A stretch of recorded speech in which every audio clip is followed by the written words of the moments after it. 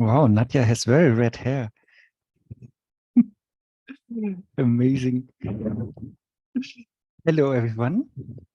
Good, whatever it is for you. Morning, afternoon, evening, night for our friends in India.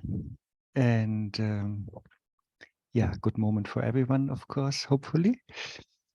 Let's start with some prayers,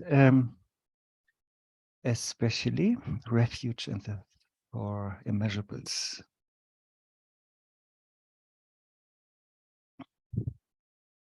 Where are they?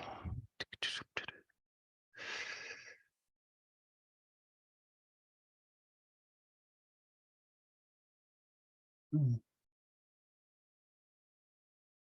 the Buddha, Dharma, and the Supreme Assembly, I take refuge until I attain enlightenment.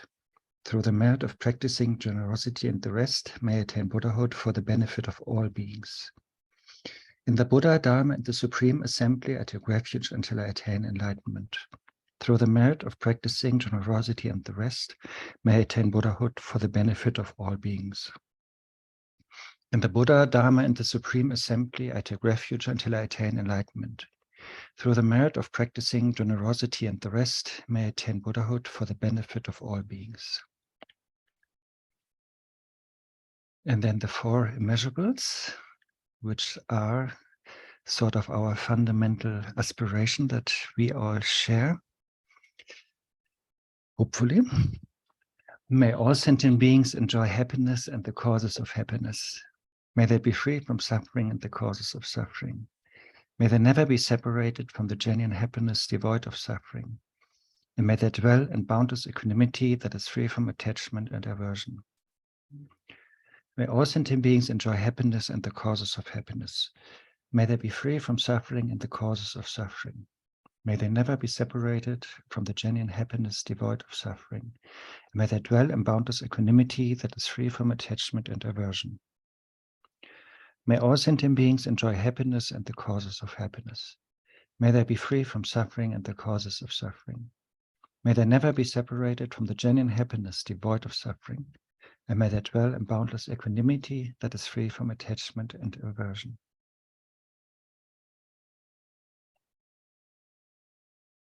Okay, yeah, welcome everyone to this two-session kind of thing called sharing is caring.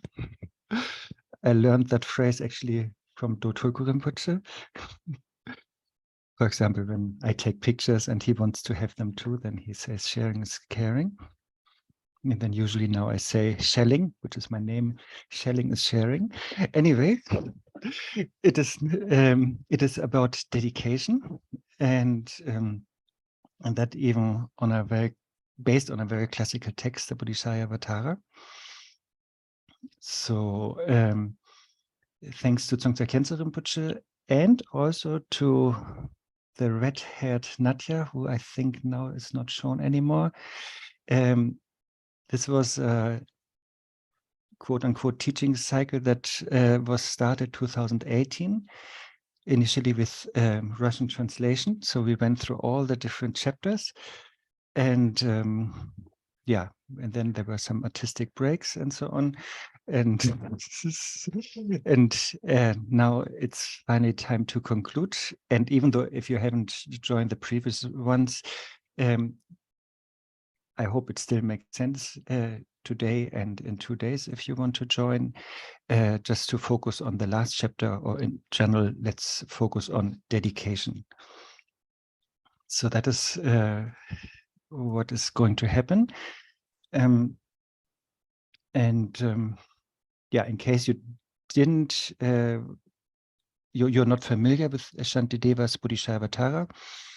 So basically the first 9 chapters, they talk about the 6 parameters. So they talk about the way of the Bodhisattva, or the style of a Bodhisattva, or the conduct of a Bodhisattva.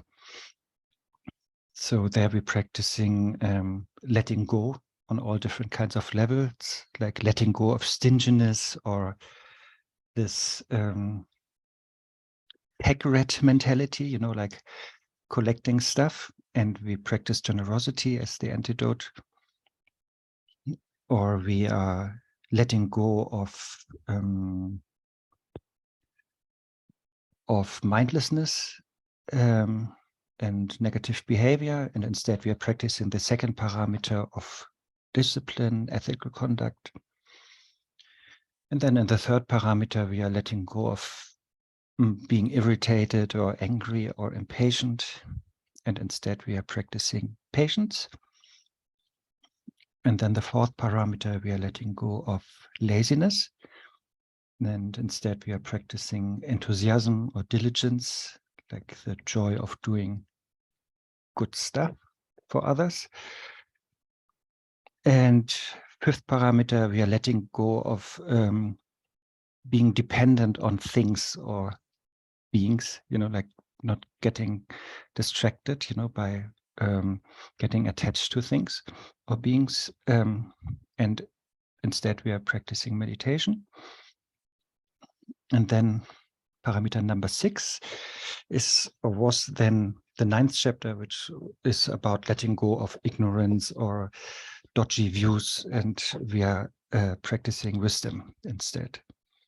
So that is sort of what hopefully all of you are Mahayana practitioners. That is hopefully what you are doing every day anyway, and that accumulates like a lot of goodness or virtue or merit, and yeah, that is now the idea that because we care for others, that we share these positive energies or virtues or merit, good vibes or whatever. That is the main idea of what we are doing when we are dedicating. That we have accumulated some virtues, we have accumulated some positivities, and that that we dedicate that to our own Buddhahood, which is then for the sake of all sentient beings, or the other way around, we dedicate it to the welfare of all sentient beings, and for that we want to attain Buddhahood. And so this is our aim, our twofold aim, that we lead all sentient beings to Buddhahood, and that is only possible if we are attaining Buddhahood ourselves. So this is the general idea, and dedication is important, because if we don't dedicate, then whatever we accumulated, like positively or virtuously, it can easily waste. It can, for example, be destroyed if we are angry. Then this virtuous atmosphere in our mind is getting destroyed or disrupted. Or maybe if we did something good and then we are bragging about it, posting it on Facebook or Insta or wherever, and showing off, what kind of good things we did. Or maybe also if we are regretting our virtuous actions, that is also then destroying the goodness of the action. Therefore, it is always encouraged to sort of quickly, whenever we did something positive, whenever we accumulated goodness, that we then seal it and augment and transform it through dedication. And these 3 words, I think these are the 3 qualities of dedication, that if we like sealing it, the examples from the sutra is like if we accumulate a little drop of merit, and if we put that in a big ocean, that is sort of the process of dedication, then the small drop of merit that we have accumulated, if we put it in an ocean, then it survives as long as the ocean survives.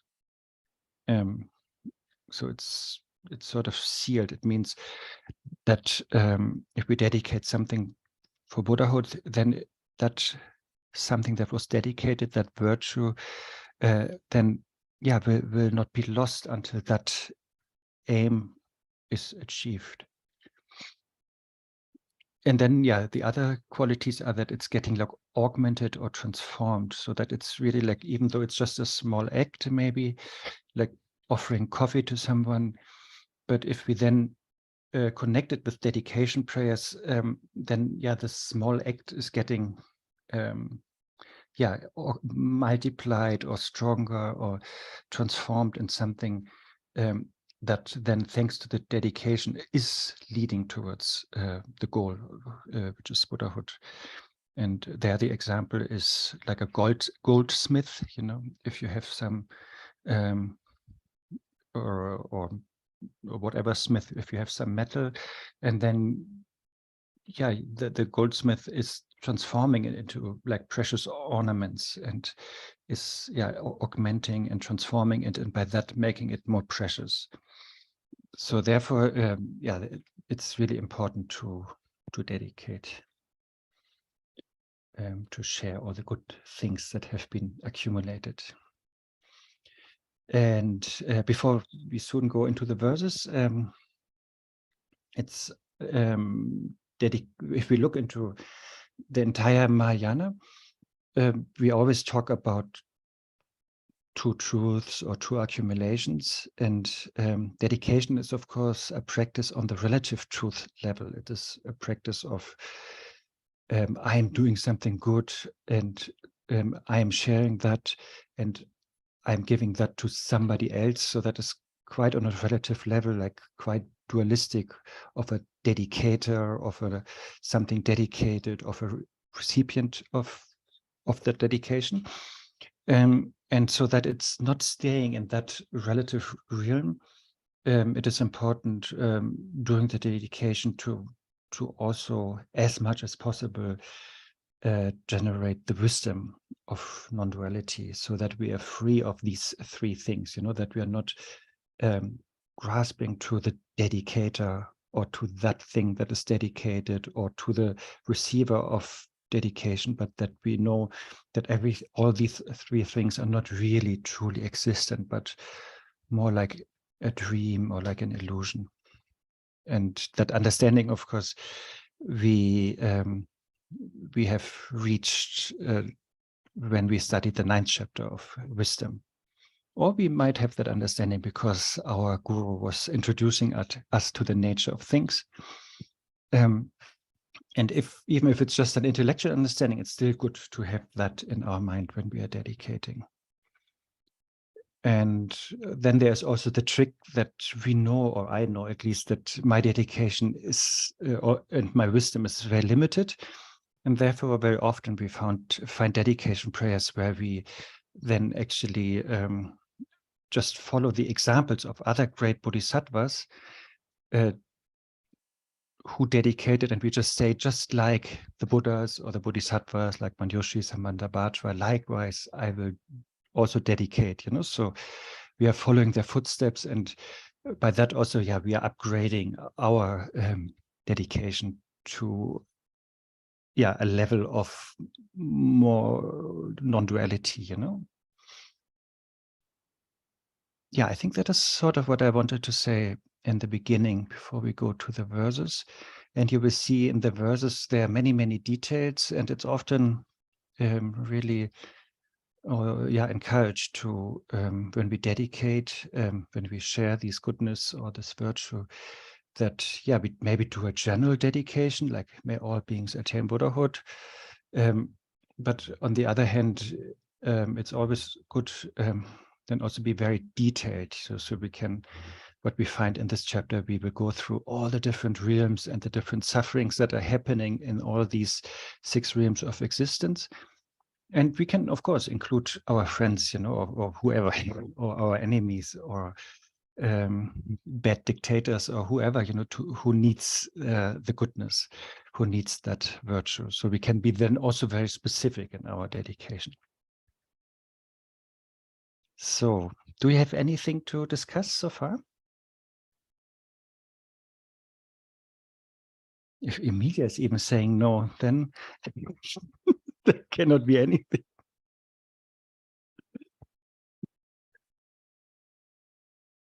No, but any non-Emilia participant. So Arne, maybe one little thing. Yes, Jon? Just for my understanding. So after sealing, when you are regretting then the gift you gave after the dedication, is it still lessening the fruit, so to speak, or does the seal really seal it off, and can you regret whatever you want? Get back on your goodness, so to speak. Like officially, they say if you really seal with a proper dedication, especially if you do it with the wisdom that is non-dual and sees the lack of true existence of dedicated and receiver of dedication, then it's really sealed and nothing that happens later can ever destroy it. But yeah, on my level, as a wannabe bodhisattva, I of course don't have that capability. Therefore, my dedication is maybe not that 100% safe. So therefore, I should post dedication. I should work on not regretting, I think, because regretting positive things is always bad, you know, if we are really judgmental. But it's true, you know, because even after a successful dedication, if we regret it, then yeah, we enhance the habit of regretting good things, and that is really not something that we want to acquire. And but the opposite, we want to really rejoice always in the goodness that we did or that others did, and we want to, of course, to regret the negative actions that we and others did.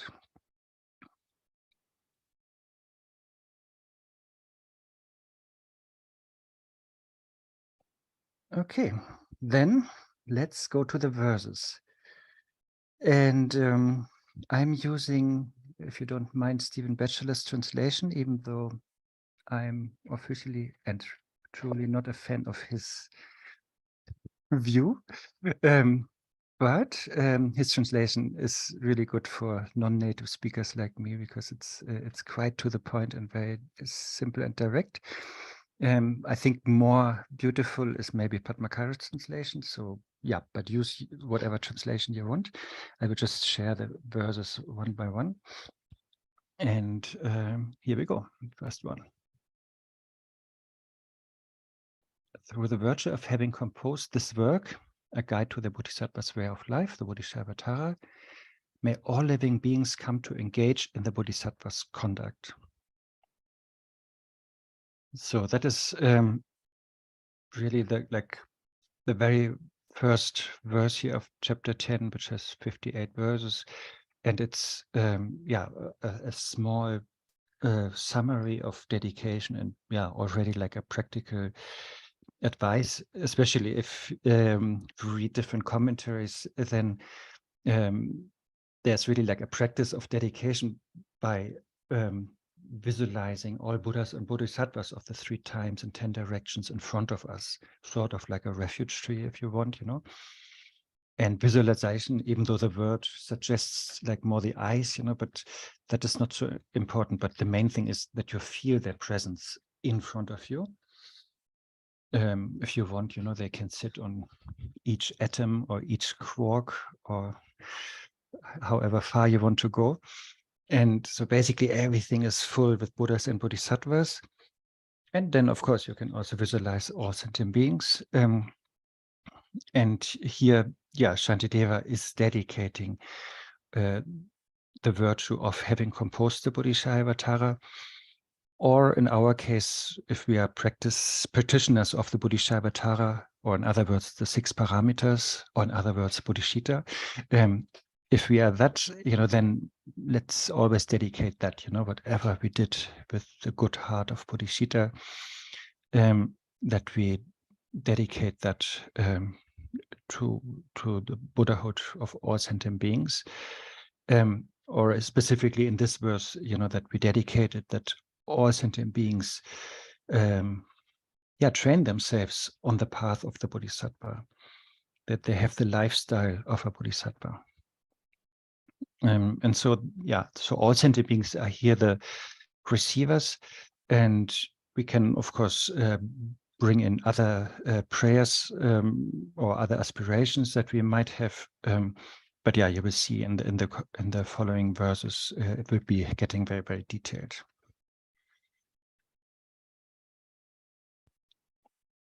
Okay, then maybe the next one. So we actually, maybe that I could say, the whole chapter has like 3 aims, you know, what we are dedicating for. And now when we are coming to the detailed explanation of a dedication, then it starts sort of with the first of these 3 aims. And the first aim is, yeah, what we usually think about, you know, that we really want to dedicate this virtue as a cause for the happiness and welfare and benefit of others, of all sentient beings. That will be also the main part of the entire chapter. But then there's also the second aim, and that is that we want to, that we dedicate our virtues so that we will be able to manifest and perform the enlightened Buddha activities. I'm sure in other texts like Bodhicaryavatara, you have come across this, or also in, of course, Uttara Tantra Shastra, that Buddha activity is one major point when it's talking about Buddhas, and basically the idea is like these dedications and aspirations. They are not really causing the Buddha activities, but they are sort of enabling them. And thanks to the Buddha activities, then the benefit of beings are really fulfilled. And for us, or for me on the path, you know, there, of course, is more like this effort involved to do these aspirations, to then at some point manifest the Buddha activities. But once we are Buddha, then these Buddha activities are completely like effortless, and they are just spontaneously manifesting for the welfare of beings. So this part is then the second aim. And the third aim of dedication is that we basically pray for the long life of Buddha Dharma. And yeah, that is only one verse in this text, but it's, of course, yeah, crucial and fundamental for the benefit and well-being of sentient beings. Okay, then let's maybe do 2 verses and then let's discuss afterwards. So the next 2 verses then now start with the wish that really all sufferings, all kinds of sufferings are removed in the world. And yeah, I'm sure you have heard of the 3 types of sufferings which are addressed here. So I will share and read the next 2 verses.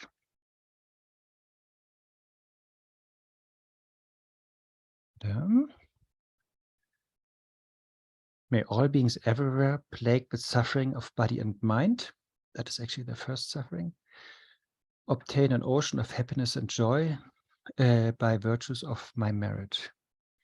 For as long as they remain in cyclic existence, may their mundane happiness never decline, and may all of them uninterruptedly receive waves of joy from bodhisattvas. Okay, so if we look into that, maybe just leave it up a little bit, then the first, wait, so many videos here. So then the first suffering is in verse 2. So that is the suffering of suffering. That is really like the direct suffering that many beings in samsara have. You have the direct suffering of physical problems or mental problems. And yeah, physically, from Tibetan medicine point of view, you know, every problem comes from an imbalance or from an excess of either wind, bile, or phlegm. And this excess is based also on an excess of one of the three root poisons of the mind. So Tibetan medicine is very psychosomatic, that they really think like whatever we can experience physically has a mental source. But then there's also, so that then creates like a direct physical suffering, like migraine or a stomach ache. And then we can also have direct mental suffering, which is, yeah, if you have a depression, or if you're insane, or if you're heartbroken or sad, or things like that. And so in the first two lines there, we actually we actually develop compassion, the wish that others are free from suffering and the causes of suffering. And then in the second two lines here of verse 2, we are cultivating love, that they may be happy, and have the causes of happiness and joy, physically and mentally. And this, of course, we do by dedicating our merit and virtue. So that is in regards to the first big suffering.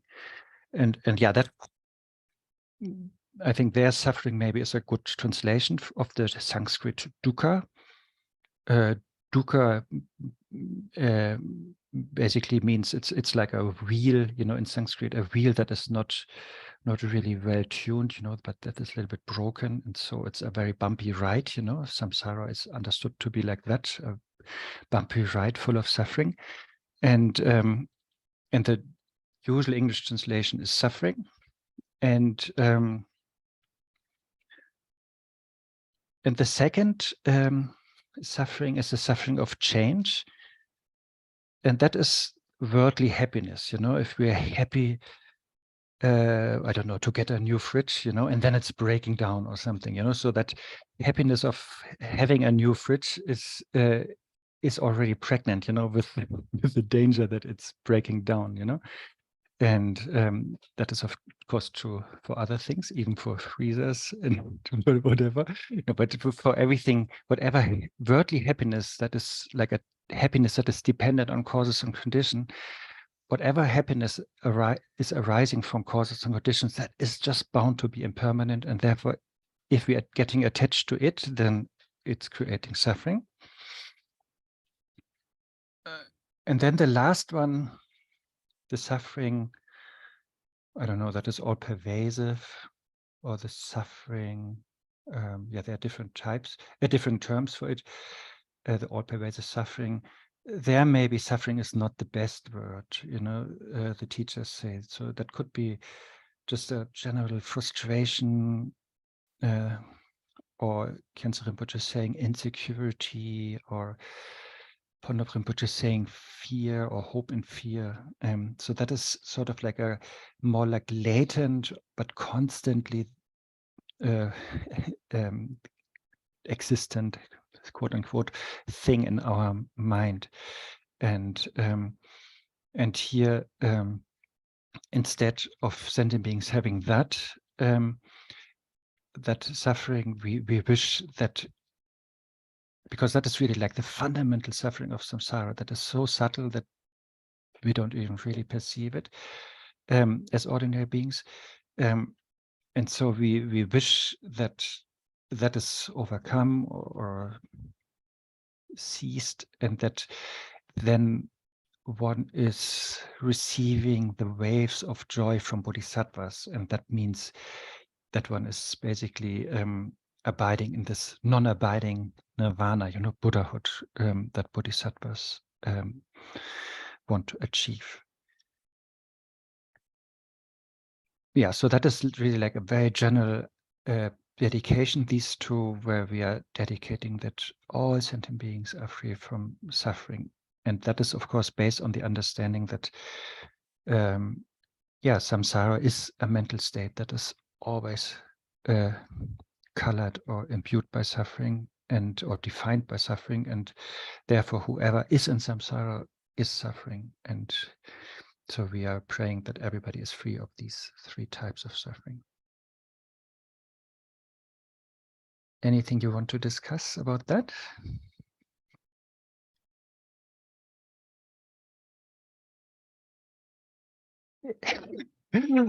Emilia. Just for a change. Yoo-hoo! Good to see you. Good to see you too. This the verse that says for the mundane happiness to just not decrease. Well, if the happiness is good, mundane, and it just stays, how well, kind of who am I to go and ask, but how can sometimes one actually needs a level of quite a lot of suffering to actually finally wake up and engage on the path. If it stays, oh, everything is okay, and then, okay, die, born, you know? So is there, I didn't read the commentary. I'm reading for the other chapters with the Tulku's course, but is there a motivation? Why to keep it kind of constant is actually a good thing? Yeah, that's a very good question, I guess.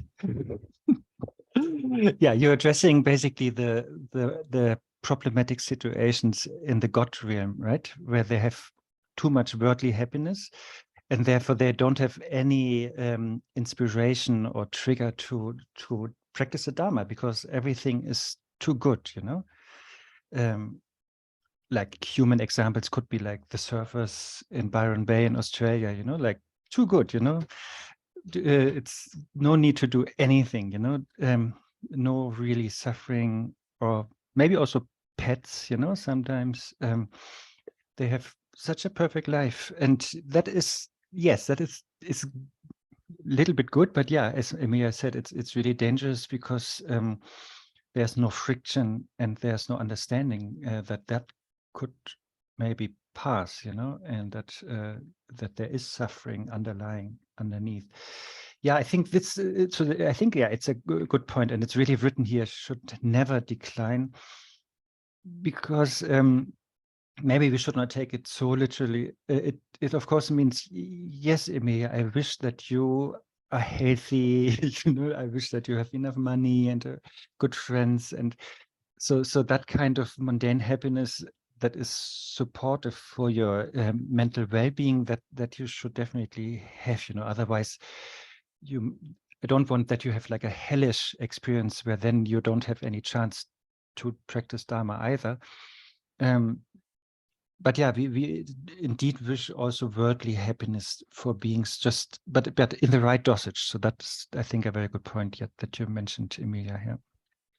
Arne, just adding there, if one is already on the path, so of course, to keep, if you go into a situation where you are just worrying about your survival and so on, is not going to help.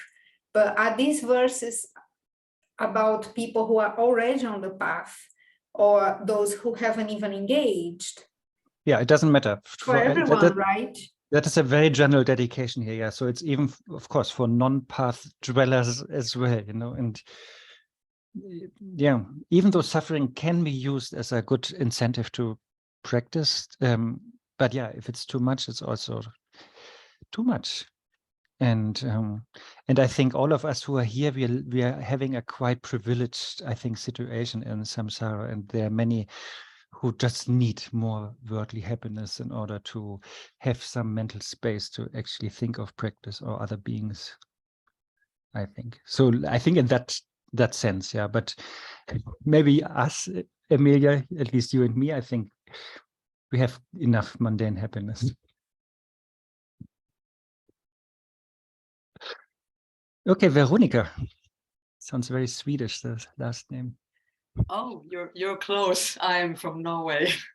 Yeah, wonderful. Thank you, Arne.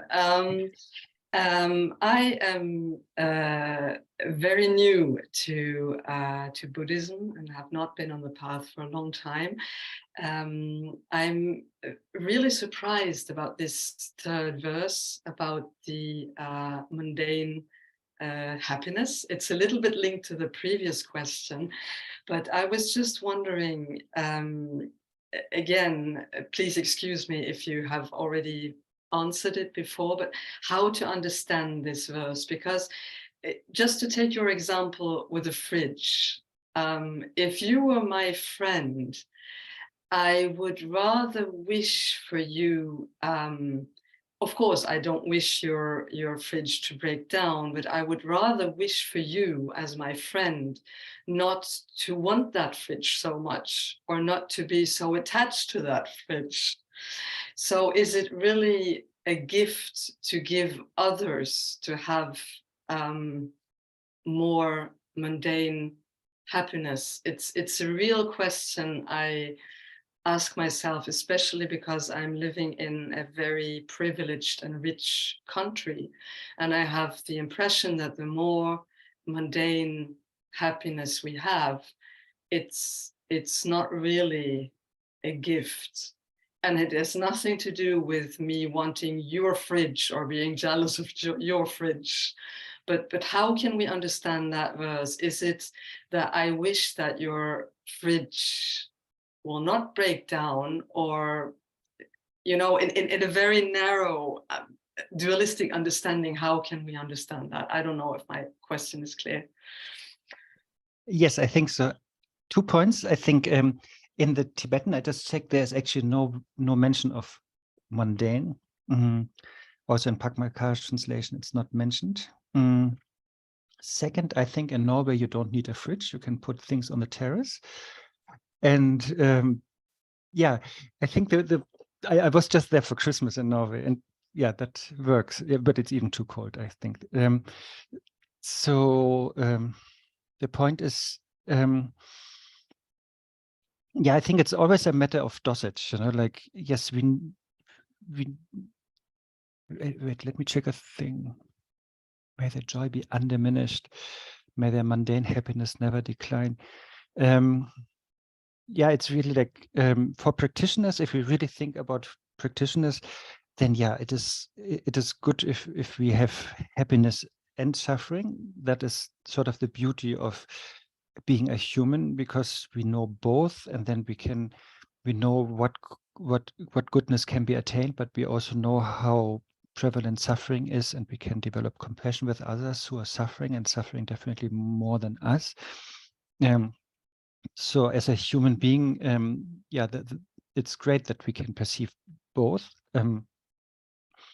As I said earlier, if you are in a hell, you only perceive suffering, and then, yeah, there's no really a chance to think about the Dharma. And if you're in the God realm, there's only happiness, and there's also no chance to think about the Dharma. So therefore, yeah, the good mixture should be there, and the good dosage should be there. And yeah, I don't know, actually, no. I mean, we should definitely not, I mean, I don't know, we should not wish suffering to others, right? So that they are getting inspired to practice the Dharma. Because, yeah, as I said earlier, I think there is so much suffering already. You know, we all have our stories, our problems at the job, with partners and friends, and on the path. And I don't know. So therefore, I would today I would say I'm more on the side. Yeah, let's everybody have more happiness, even if it's impermanent and mundane. But at the same time, yeah, I really pray that nobody's really getting attached to it, you know, but that it's just creating a joyful, even impermanent but joyful atmosphere, where we then can use to practice the Dharma, you know. So that I think would be my aspiration when I.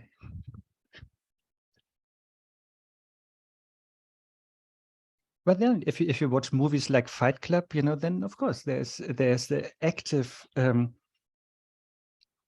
action, you know, even to create difficult circumstances for your students, you know, so that they, and I think lamas also do that. So that could be sometimes the best, you know. But that again, that depends maybe on the disciple-teacher relationship, you know, if the teacher should do that to a student. But since, yeah, I'm not a teacher, I would just by default try to make others happy.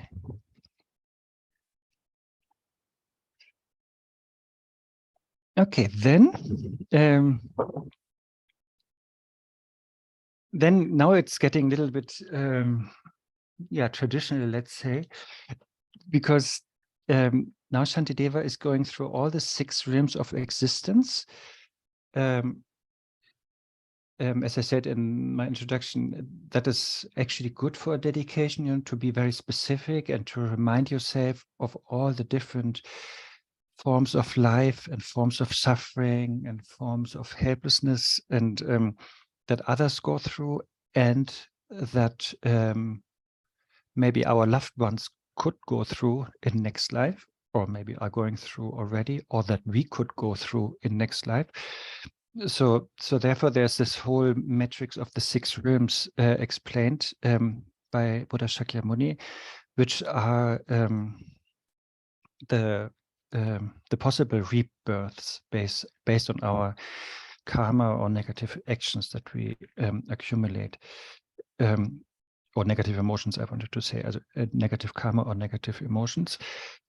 Based on these 2, our mind sort of creates an experience of these 6 realms. Of course, like Trungpa Rinpoche and others, they say, yeah, but maybe we can understand these 6 realms as being projections that we as a human are going through, maybe even during the course of one day. You know, like me being maybe not well talented in sleeping, you know, I wake up more like an animal, you know, very like numb and confused and ignorant, you know, and then so that is maybe my usual start in the day, you know, and then I have maybe my best friend, the coffee, and then maybe that is uplifted, and then maybe I'm getting more to the God realm, you know, and then you know, where there's everything good, and then maybe I'm getting too arrogant, you know, and I'm not using this high of the coffee, and then I'm falling down to hell realm and get very angry and frustrated, you know. So that is sort of an idea, you know, how we could go through different realms in the course of one breakfast, even, or one day, and Trungpa Rinpoche is saying, yeah, it's also good to recognize the patterns, you know, from which realm we are jumping to which realm. But then, yeah, classical teachings and teachers, they say, yes, these realms do exist, you know, like as an entire rebirth, you know, as an entire realm. They are, of course, illusory, like the human realm, you know, so it's of the same level of existence, you know, like, but it's, I mean, in the end, everything is mind anyway, so it doesn't really matter, but what the traditional part here is in these next verses is that Shantideva's verses really refer to specific sufferings that are explained in the text that happen in very specific hell realms and hell sub-realms. So that is, yeah, so that will cover like verse 4 to 17, no, not true, 4 to 15. Yeah, just we don't have to go into all the details of the hell realms, even though I know some teachers like to do that. But I also know there are many, many books where all the hell realms are listed, and so you can find them. If you're more like a Kachipa, you can find them in Jewel Ornament of Liberation by Gampopa, or the Nyingma Pass Bible on that is maybe Words of a Perfect Teacher by Paja Rinpoche, or Jigme Lingpa's Treasury of Precious Qualities, or the Sakya Pass have, you can read it in Clarifying the Sage's Intent. Those of you who are following the complete path, that was year 1.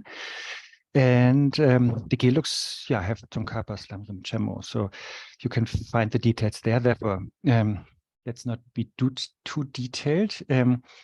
but it's still good as a small reminder of these realms. And really, the idea is to be aware of the suffering that can exist. May it be in a different realm, may it be in the mind of somebody, it doesn't really matter. It's subjectively, it's the same. And so we wish always that these beings are free from that suffering. And of course, we also are asked, if we reflect on these realms or experiences, we are also asked to investigate our own mind, to detect any causes or conditions, that means like negative emotions, habits, and so on, that would lead to those bad situations, and that we then that we work on them while they are still fresh or young, and not yet the negative realm, but just a negative habit. Okay, let's see. So verse 4, maybe I just wait, how do I do it?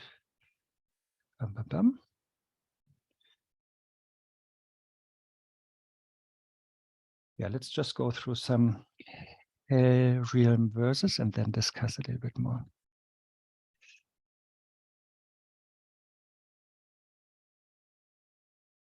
Up. So may all embodied creatures, verse 4. Okay, creatures I think is not the best translation for Buddhist, because we don't believe in a creator, but may all embodied beings who throughout the universe experience hellish realms come to enjoy the bliss of Sukhavati.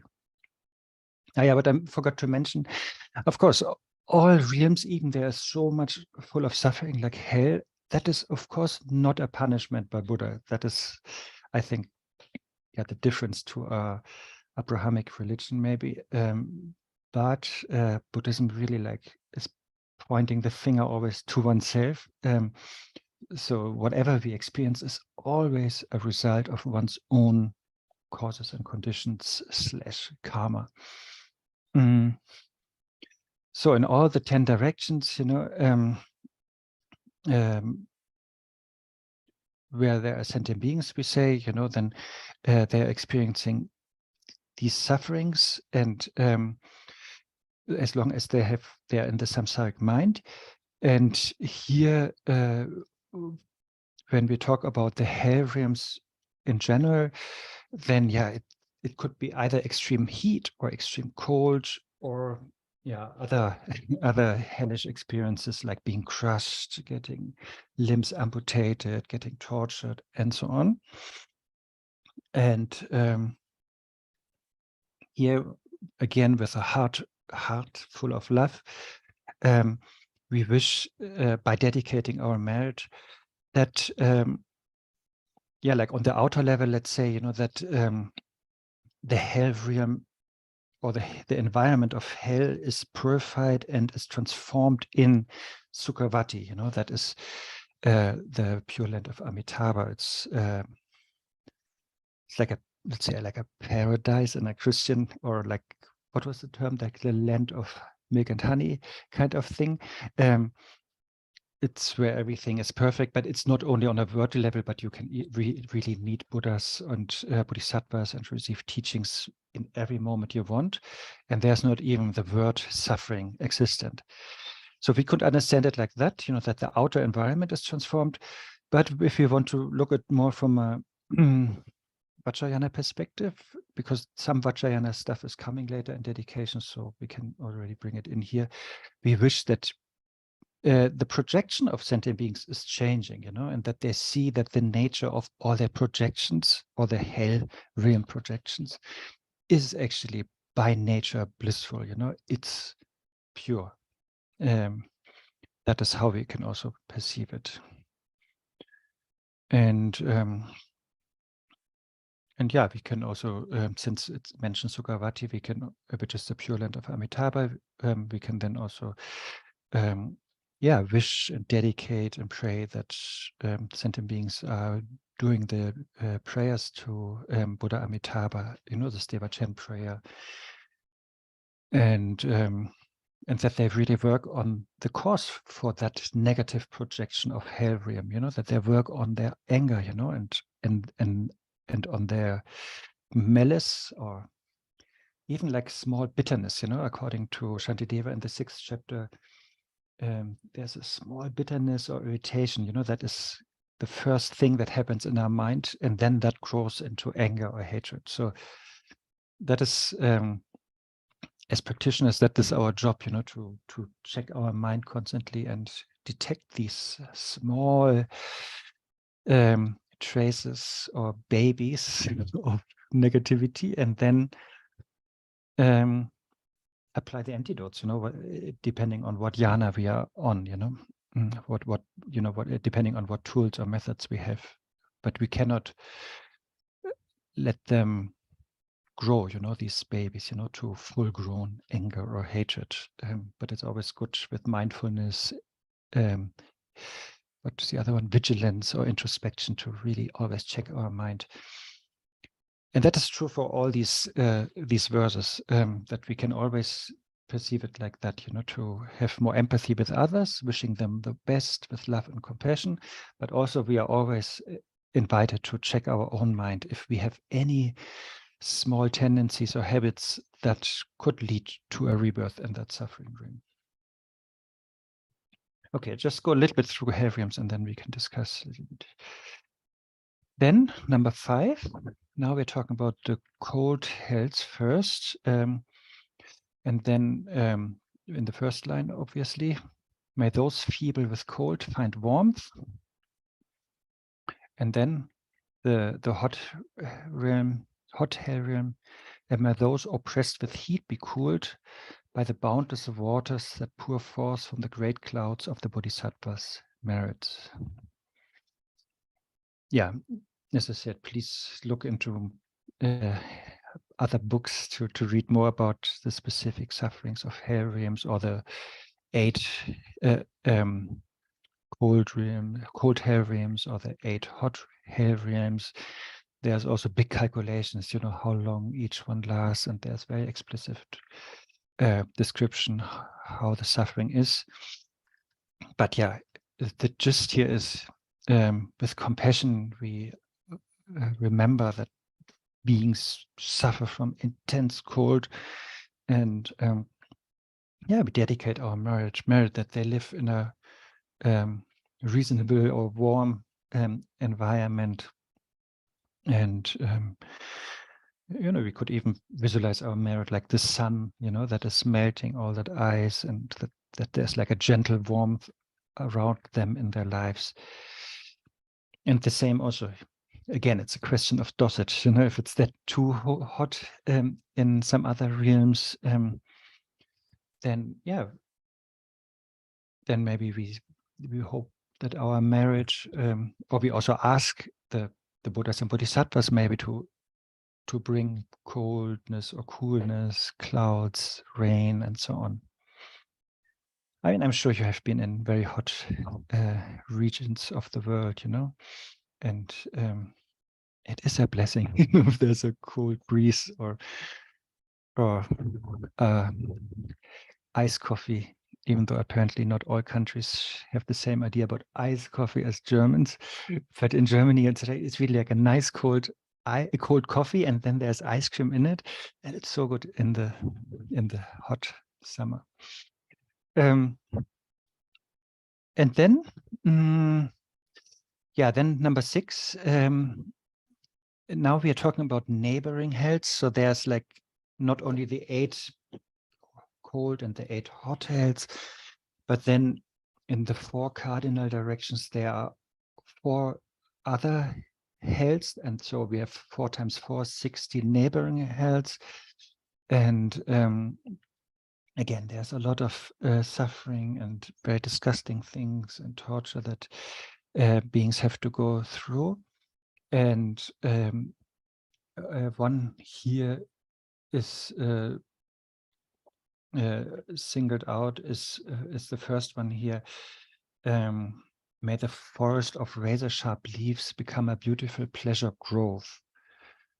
So in one hell realm, yeah, instead of, for example, yeah, the gentle green leaves, like the trees or the blades of the grass, they're like really like very sharp and made of like razor edged,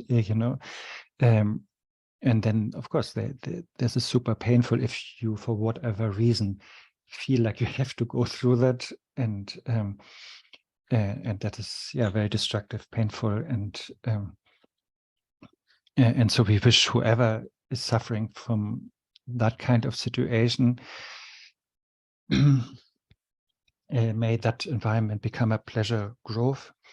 Again, we can also understand it internally, like if our mind becomes razor sharp because of, I don't know, acute klesha attack, of anger, then yeah, maybe calm down and relax. And then another one here, may the trees of knives and swords grow into wish-fulfilling trees.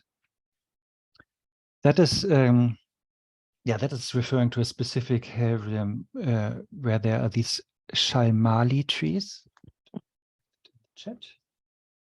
Shalmali. Don't exactly know the meaning of the word.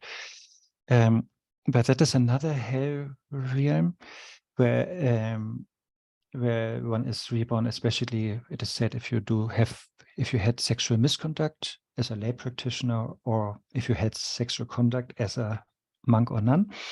And basically there's like a hill and you're at the foot of the hill, that's what they say. And then you hear the voice of your former lovers calling you from somewhere up there. You rush up the hill, and then there is this tree and you hear the voice from above, and then you climb up, and then again the leaves are made out of iron and are very like painful, of course. And when you go and you cut yourself, and but still you hear the voice and you want to arrive to your lover, and then once you are up there, your lover is not even there, but then there are many wild birds, that are attacking you, and you hear your lover's voice from below, and then you run down, and then of course you again cut yourself so often, and then it is even said then there are robots down there who eat you. It's, yeah, in the text it's written metallic men, I don't know, could be. So that is like what I meant earlier. That is one example of how explicit it is explored. And maybe you can try yourself to apply it to whatever that could mean in the context of having cheated or having done sexual misconduct, Yeah, you can maybe try to figure out what that metaphorically could mean, that is suffering as a consequence from cheating. Again, the main thing is, that we have compassion and love towards those beings who suffer like that, mentally, physically, like exactly like that or similar like that, doesn't matter. And that we are wishing that, for example, these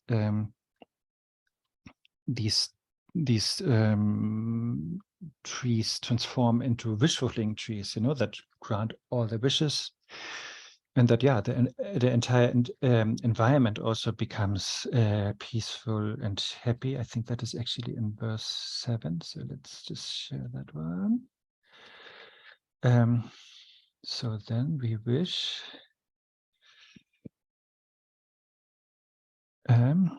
May the region of hell become places of joy with vast and fragrant lotus pools, beautified with the exquisite calls of wild ducks, geese, and swans. Nice. So, that is again another example of how we wish that the outer environment is transforming into something very conducive, beautiful, pleasant, non-harming.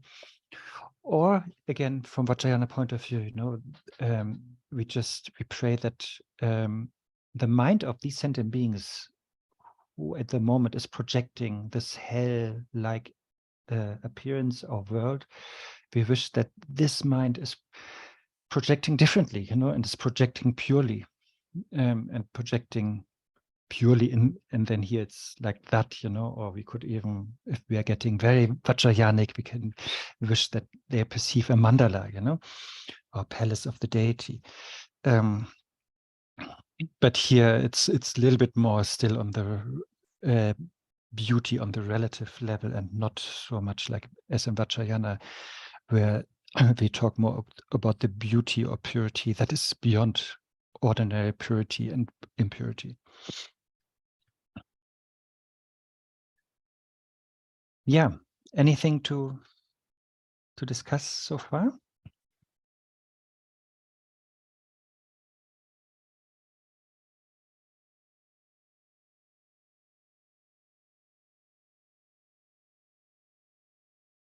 Okay. Emilia. Why, I don't know, me and my whys. Yes, why is there why? Why? Actually, there is a book. I looked for it after Carl said, you shouldn't be why, you should be how. Anyway, I found a book that actually says it should start with why. Anyway, the Chinese medicine is always asking for why. I think the causality question is good. Yeah, so I'm abiding by the causality question. Why? With all the different types of hells, but Shantideva singled out one to wish for people to transform their projections into Sukhavati. The others, yeah, wish fulfilling tree, beautiful groves, and so on and so forth. But that one is like top, because you were there with Buddhas and Bodhisattvas, and that's, you know, that's the big prayer to be reborn there. Is this, why is that? Is this like the worst of all, if there is such a thing as worst of all of the hell range? Is there a reason? No, verse 4 was generally about the hell realms, and there he is hoping that they come to enjoy the bliss of Sukhavati. But now, after the general explanation of hell realm, he is going through the different types of hell realm, and then he is sort of always understanding what are the classic examples, how it is described, the hell realm, and then he's giving the opposite, the beautiful opposite of them. Well, so I'm assuming that the beautiful would all be happening in Sukhavati, right? Otherwise, it's a contradiction. Yeah, Sukhavati is again a little bit similar maybe to the previous thing. Like Sukhavati is more like an ultimate solution, you know, let's wish always for that. But then on the relative level, it's also good to have some relative happiness, you know, like instead of laser sharp leaves, maybe have gentle green leaves that smell well, you know. That plan B. Yeah, exactly. It's always good to, you know, like Rinpoche is saying, it's always good to have, if you practice, you have the horse and the donkey, you know. Horse riding is better and faster, but yeah, in case you're falling down or not knowing how to do it, it's good to have the backup donkey, you know. And likewise, yeah, it's of course we should aim for the ultimate happiness, liberation, but if that doesn't work, it's conducive to have, yeah, conducive, and that also means sometimes happy situations on a relative level. Okay, Pallavi, it must be super late in here. Yeah, just to add to what Emilia asked, am I audible? Yes, you're audible. Okay, yeah. So I feel that, you know, though the sentences mentioned like Sukhavati, and for the others it's mentioned like, may it have like swan and the goose and all these lovely things. It's their idea of Sukhavati as well, you know, though it's yes, not that's good. Yeah, explicitly. So it's just describing it a little more. And for me, I think for me, it's not a comment or a question. Later, what I actually raised my hand for, I just feel these things are very visual, and it's quite interesting to really sharpen the, you know, it feels really good to see and visualize the transformation of what the hell realm is and transforming into this lovely things. Yeah. So, yeah. Yeah, I'm not suggesting that, but maybe if one takes a tiny little bit of LSD, that could be really interesting to meditate on these verses. Again, not suggesting it, but And yeah, what you said, it's of course a very like Indian, maybe also. I mean, you know better, but I mean, how Sukhavati is explained, or paradise, is of course very like culturally colored. You know, like for me, it would be like this great Wi-Fi. You know, that would be like one of the first things. You know, or a good bed. You know, that in a dark room. You know, so these things. You know, it's very like individual. Yeah.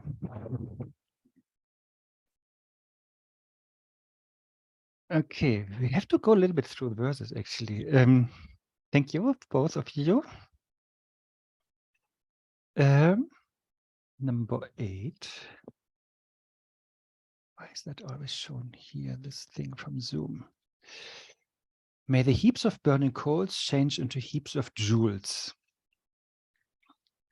So that is that is actually something related to the hottest of the hells, the Avicii hell. That is where one is reborn. It's sort of the worst case scenario where one is reborn if one is really doing the 5 heinous acts, you know, it's called, like killing one's father or mother or an arhat, or maybe your mother is an arhat, you know, and or if you shed the blood of a Buddha, you know, with bad intention, or if you divide a sangha, you know, these are like the 5 really worst actions, you know, and then one is suffering this consequences of being born in Avicii hell, and there are these burning coals. So here, again, he's saying, yeah, may that change into the heaps of jewels. So again, the opposite. So he's taking something that appears there, but then, yeah, it's may it be like maybe, yeah, he's bringing something that looks similar, but in a very positive way. May the burning ground becomes a polished crystal floor. Not Polish, but polished. Yeah. And may the mountains of the crushing hells become celestial palaces of worship filled with sugatas. Yeah, that is again another hell where it's a neighboring hell that I mentioned earlier a little bit. It's like when there are big mountains, you know, like moving towards each other, and we are crushed in the middle. I don't know, maybe that is how insects feel, you know, if we step on them, you know. And then, of course, the bodies are broken, and so, yeah, we then that shall be transformed or perceived differently, you know, as a celestial palace filled with the Buddhas, you know. Sugatas are the blissfully gone. It's another epithet of Buddhas. And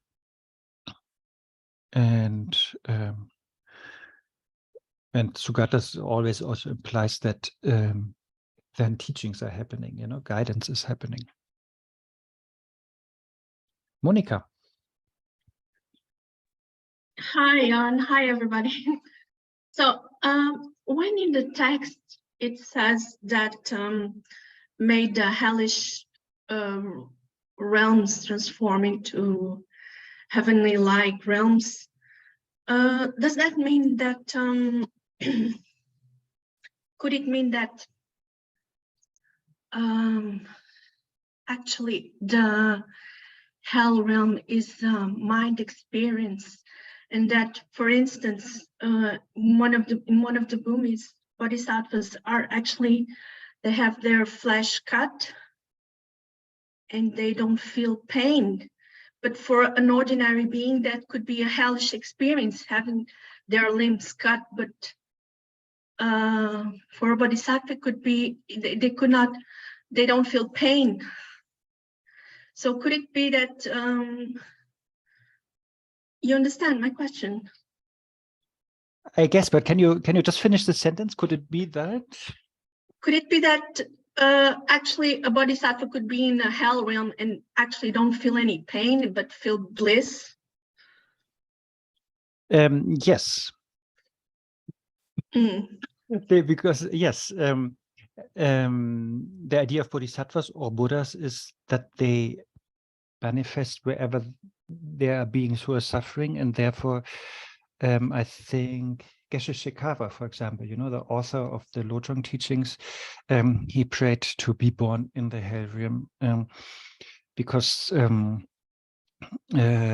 because beings there really need guidance, and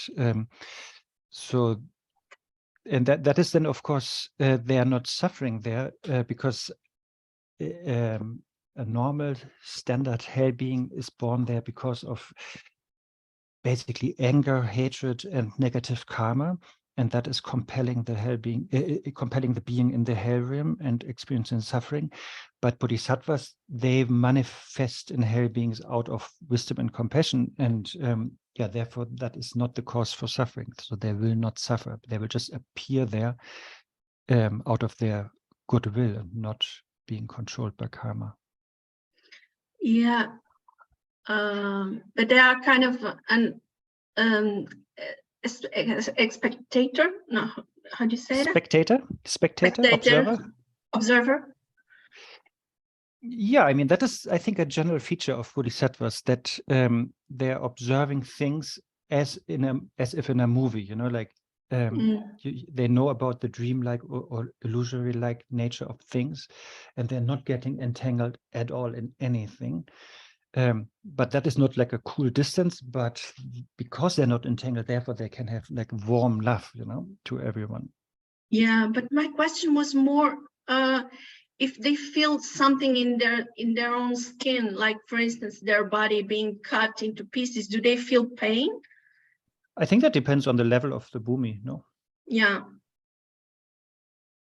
I mean, like as an ordinary bodhisattva, like we might also do something in this life, you know, maybe do something good for somebody else with a good motivation and our best possible wisdom, and yeah, we might feel pain at that level. But yeah, if you're really on the bhumis, then I think you are beyond that. So yeah, if you really intentionally be reborn in hell realm, you know, if you have that caliber, then I think you are free from much suffering. But if I, as a samsaric being and wannabe bodhisattva, are praying to be in hell to be of benefit there, I might still suffer, but hopefully not regretting it. So they said that everything depends on causes and conditions. Could it be that one cause or one condition for experience, for having this hellish experience, could be the self-clinging? If they didn't have self-clinging, they wouldn't feel like that? You mean bodhisattvas or normal hell beings? I don't know, whoever. I mean, normal hell beings, they are born because of hatred, and that is coming from self-clinging. Yes. Yes. A bodhisattva on the bhumi doesn't have that self-clinging, but is appearing in hell realm because of compassion and wisdom. Me, as a samsaric aspiring bodhisattva, can still wish to be born in a hell realm, and I still have my ego clinging, and therefore, yeah, I will still suffer.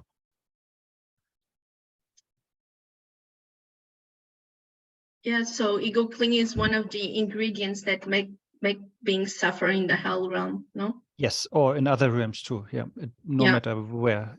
As long as you have self-clinging, you always divide things in friend and enemy, you know? I mean, inanimate and animate things, you know, like something that you like and something that you dislike. And therefore, you always suffer from getting what you don't want, and you suffer from not getting what you want. So that is the default setting of an ego-clinging mind. But is there any karma without self-clinging? People who have karma but don't have self-clinging? No. Yeah, the bodhisattva bhumis, they don't have the bhumi bodhisattvas. Don't have the self-clinging like per se, but they still have traces of karma that needs to be dissolved. Oh, so karma is a more difficult thing to dissolve than self-clinging. Yeah, it's like you know, if you have cooked with garlic, you know, I have the garlic and the stinky smell. But a bhumi bodhisattva, they have removed the garlic of self-clinging, but they still have the stinky smell, you know? So that needs more washing. But it's still there. Thank you. Welcome. Okay, then Why did I mute myself? 10. No, 9. So another Hellrium, most likely a neighboring hell of lava. May the rains of lava, blazing stones, and weapons again be transformed in something, instead of a rain of lava with this like super hot and destructive, may it become a rain of flowers. And may all battling with weapons from now on be a playful exchange of flowers. Yeah, I think that the idea is always the same, like he's quoting what is explained how a specific Hellrium looks like, and then may that be, and then he's using always a very similar looking thing, like a rain here in this case, but then receiving a shower of beautiful flowers is something more auspicious and gentle and maybe inspiring and touching. And likewise here with weapon, maybe be in a beautiful garden where the youthful gods are playing with flowers, that kind of idea. Number 10. By the force of my virtue, may those caught in the fiery torrents of acid, their flesh eaten away, revealing their lily-white bones, obtain the bodies of celestials, and dwell with goddesses in gently flowing rivers. Yeah, that is also another Hellrium. Vaitarani is that Hellrium called. And yeah, that is just, again, to be a little bit traditional.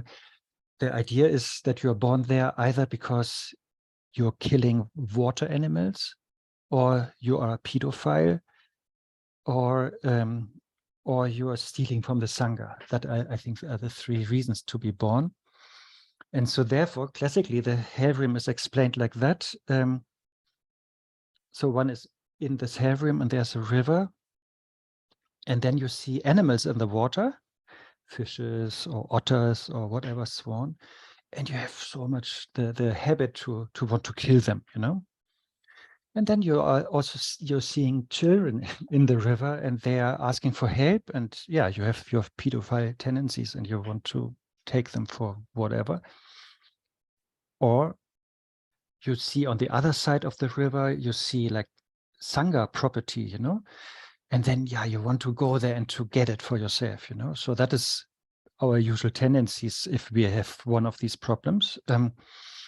And so therefore you jump into the river, and then the river transforms into burning ashes, and yeah, your body is sinking and will be burned, and the waves will throw your body to the rocks, and then the water animals will eat your flesh, and then your white bones will be revealed.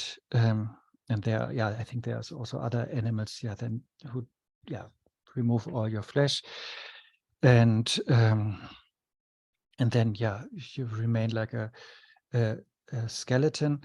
And then that is also a feature of Hellriums. Then normally, then the whole thing repeats, then you are thrown out maybe by a wave out of the river, and you're touched by the wind, and then you have again this form, and then you again jump into the river. So that many Hellriums are like that, repeatedly going through the same suffering. So here, then the idea is that it's again completely the opposite, that beings may be free from that suffering and these negative tendencies, in regards to animals, kids, or property of the Sangha, and that they dwell in God realms and have a very like smooth, gentle, and conducive environment. So then 11. I don't know if you know, but there are like 8 bodhisattvas that are often mentioned in texts, and we will now go through all of them, especially the first three. And the names were mentioned. That's why will be mentioned. That's why I'm not mentioning them now. Maybe the most important are Vajrapani and Manjushri and Avalokiteshvara. And the idea here is that we may be now doing a practice on that specific bodhisattva. Let's say Avalokiteshvara, if you are very familiar with that practice, then maybe we can do that practice in regards to hell realm beings that we are visualizing. For example, this Avalokiteshvara is appearing there, and that he or she, depending on where we are coming from, so Avalokiteshvara is manifesting there and liberating the beings from the hell realm. And we are having that visualization and then reciting the mantra. And so that is basically what the next verses are about. But with one of the 8 bodhisattvas each. So, and the story is always that that the beings in the hell realms don't see the deity at some point, but then suddenly they see the deity. So first, 11, the hell realm beings don't see Vajrapani in this case. If we, for example, practice Vajrapani and we visualize that Vajrapani is appearing in the hell realm, we recite his mantra on Vajrapani Hum, radiating light, and so on.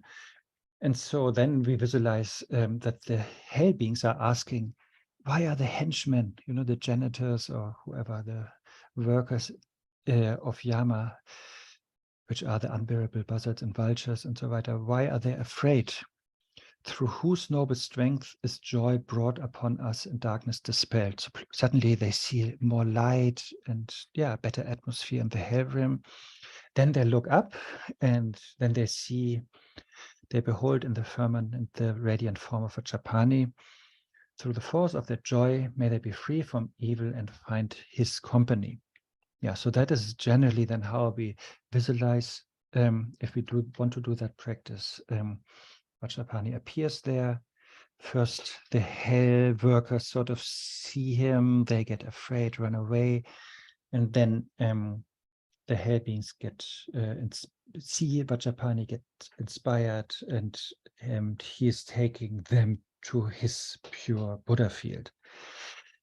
And I think of Vajrapani, it's called willow trees, his Buddha field. The same then in the next verse with Avalokiteshvara, here called Padmapani. Also, the hell beings don't see Avalokiteshvara that we can do in our Avalokiteshvara practice, but the hell beings see that the lava fires of hell are extinguished by a rain of falling flowers mixed with scented waters, from the sky, from Avalokiteshvara.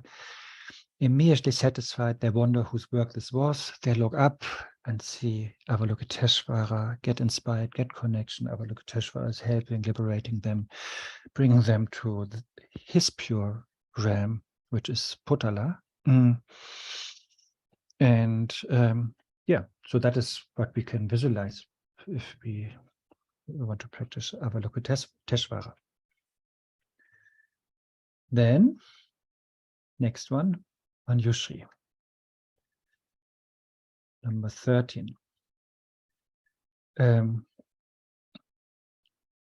Friends, don't be afraid, but quickly gather here. What need is there to flee when above us is the youthful Manjugosha? It's another name for Manjushri. In Tibetan, Jamyang, like Dzongsar Khyentse Rinpoche, to dispel our fears. The tender Bodhisattva, tender means is part of the Jamyang thing. The tender Bodhisattva who protects all living beings, through whose might all suffering is removed and the force of joy abounds. The same with Manjushri. Manjushri is the Bodhisattva of wisdom. So, and wisdom is really that which really removes all suffering from the root, because if you have wisdom, like regarding to Monica's question, if you have wisdom, then of course you don't have self-clinging, then of course you don't have karma or negative emotions, then of course you don't have suffering. But Manjushri has equally unconditioned compassion or love, like Avalokiteshvara. Yeah, so then we can visualize like that if we want to practice Manjushri for the hell beings. And also, yeah, he's to dispel our fears that we also know from the Heart Sutra, right? When we talk about wisdom, at some point it's written in the Heart Sutra, there's no fear, you know. I think shortly before the mantra that dispels all fear and suffering. So that is like the essence of wisdom, is dispelling all fears. Again, because it dispels self-clinging, and without a reference point like self, there can be no fear and no hope. Oh yeah, still continuing with Manjushri. Behold him in an enchanting palace, resounding with hymns sung by 1,000 goddesses, with the tiaras of 100 gods being offered to his lotus feet, and a rain of many flowers falling on his head, the eyes of which are moist with kindness. Upon seeing Manjughosha in this way, may those in hell cry out loud with joy. Yeah, so now they see Manjushri, they offer, and they are receiving blessing or flowers falling, and yeah, and the suffering is dispelled. And that, yeah, we can practice when we do Manjushri. And then the same here with the other 5 of the 8 bodhisattvas, even though here only 2 of them mentioned.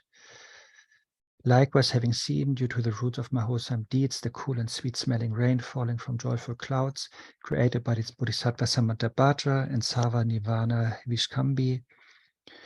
The others would be Akashagarbha, maybe you know him from confession prayers, Maitreya, we know the name, and Kshitigarbha.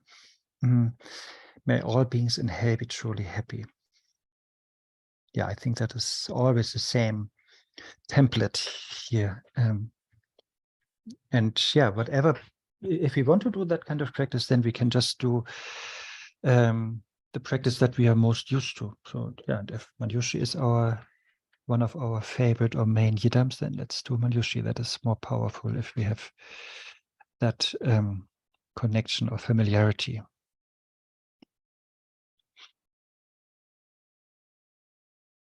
Okay, let's go to a realm that we can actually observe and that we're actually messing with. That is the animal realm. Usually if we talk from low to up, we talk about hell realm and then hungry ghost realm, but here the second is animal realm. May all animals be free from the fear of being eaten by one another. May the hungry ghost be as happy as the men of the northern continent. So, as I said, the animal realm we can really see, and usually the cause for being born there is ignorance, or also could be even like aversion towards the Dharma, it is said, and which is maybe the same. And in Buddhist context, the animals are divided into those who live in the oceans and those who live on the earth. And of course, we have many different fishes and crabs and whatever.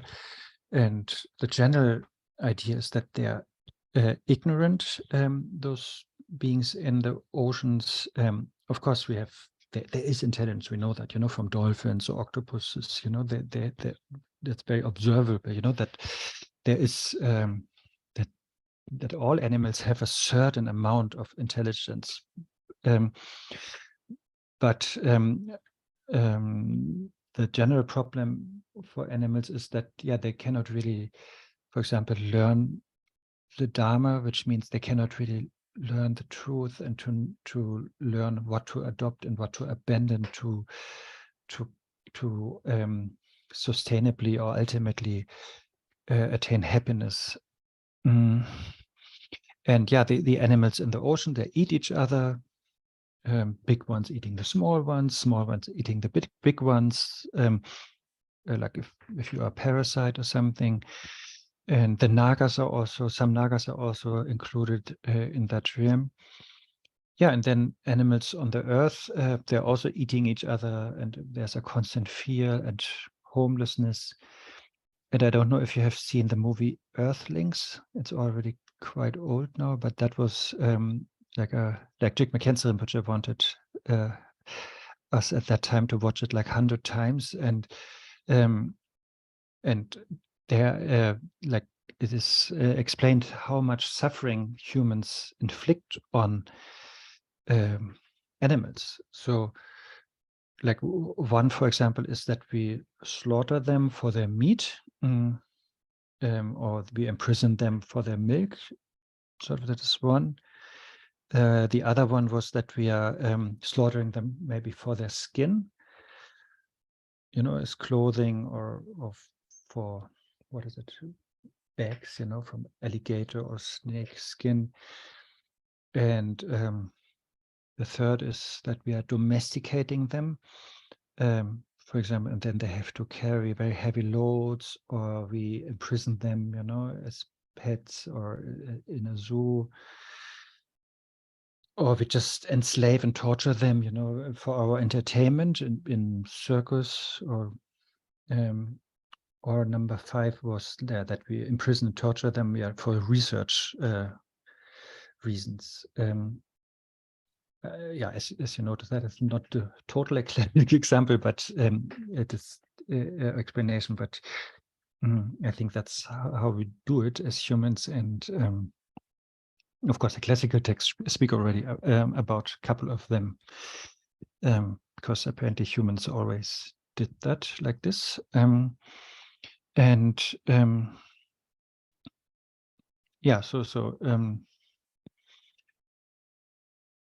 and yeah, animals suffer, yeah, as I said already, because they're ignorant, confused, and they don't know what to do and what to adopt. And yeah, they don't really have the ability to practice the Dharma.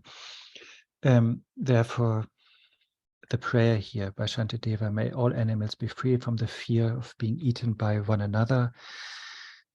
And yeah, we are also praying that they may be reborn in a more conducive realm, you know, for Dharma practice, which is the human realm. But again, human realm is not the absolute aim, but it is a good conducive situation to then ultimately attain Buddhahood. And yeah, and we pray that animals have the contact then to the Dharma and the intelligence to listen to it. And yeah, that is what we wish for them. Okay, I know it's already late. Can we just finish the pretas, also the hungry ghost, and then that would be a good conclusion for today. And wait, I show them. So the second, actually, or in this this listing here, the third is the hungry ghosts. That is just this one. Yeah. Oh yeah. No, it's this two exactly. Here. May the hungry ghost be as happy as the men of the northern continent. May they be satisfied by a stream of milk pouring from the hand of the noble Lord Avalokiteshvara, and by bathing in it, may they always be cooled. So the hungry ghost, or pretas, again, this you can find in human realm also, you know, like beings who have a lot of covetousness or jealousy, or being stingy and not really using things they have, you know, using opportunities or wealth, or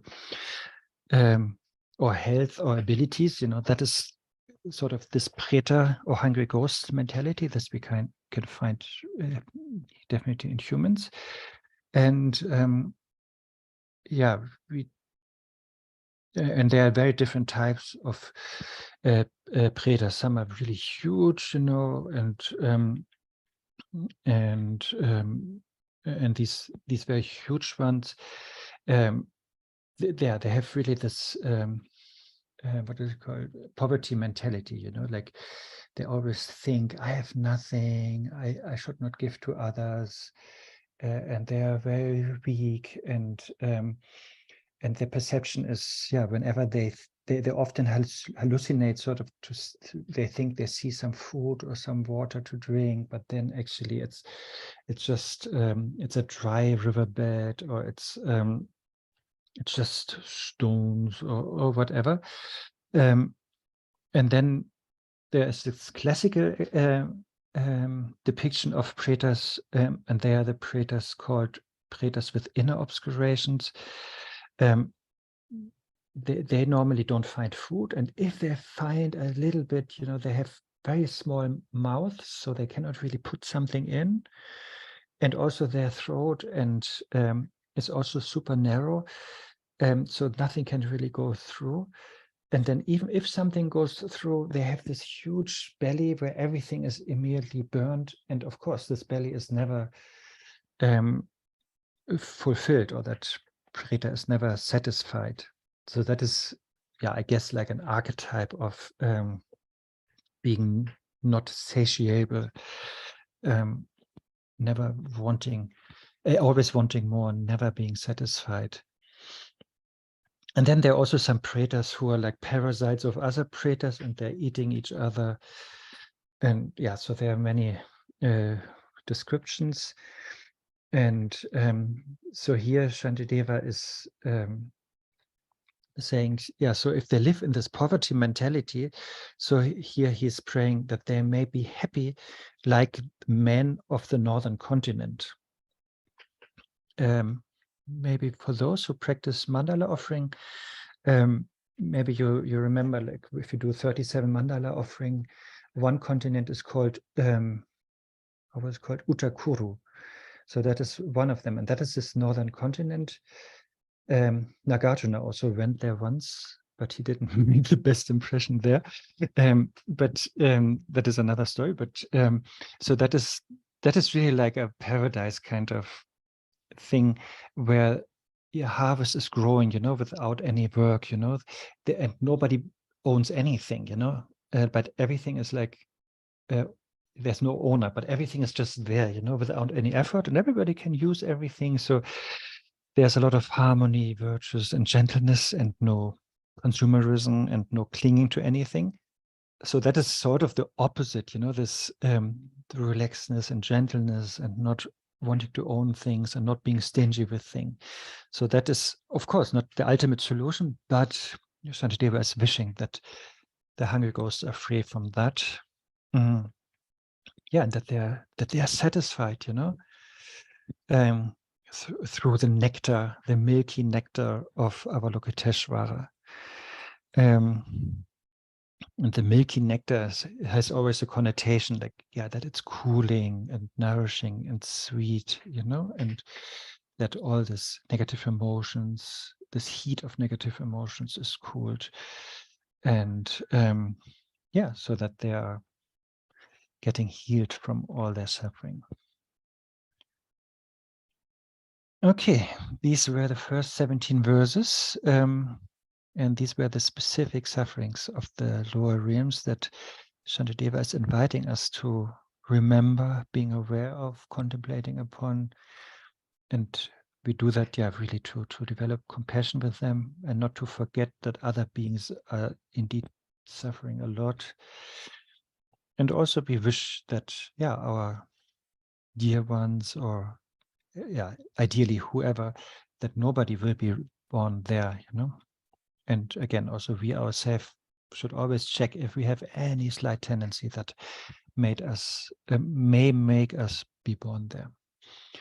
So that was this. And Friday, if you feel like coming back, we can talk about the sufferings of the higher realms and the rest of the verses.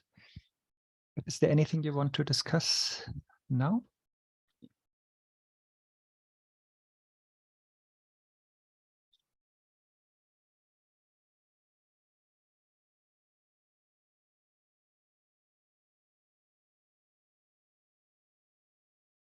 Okay. Then let's be caring and do the sharing of the hopefully some virtues that come about by just talking and thinking about these Buddhist texts. Where is the prayer here? Yeah, really like have in mind all sentient beings, because they are all who want to be happy, but yeah, out of ignorance, they just don't know how to attain that.